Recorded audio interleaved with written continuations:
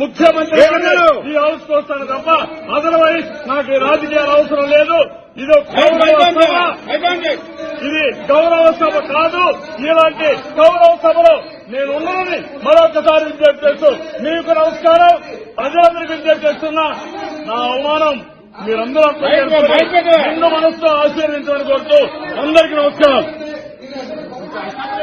నారా చంద్రబాబు నాయుడు అనే నేను శాసనసభ సభ్యునిగా ఎన్నిక అయినందున శాసనం ద్వారా నిర్మితమైన భారత రాజ్యాంగం పట్ల నిజమైన విశ్వాసం, విధేయత చూపుతానని, భారతదేశ సార్వభౌమాధికారాన్ని, సమగ్రతను కాపాడుతానని, నేను స్వీకరించబోయే కర్తవ్యాన్ని శ్రద్ధాశక్తులతో నిర్వహిస్తానని దైవ సాక్షిగా ప్రమాణం చేస్తున్నాను.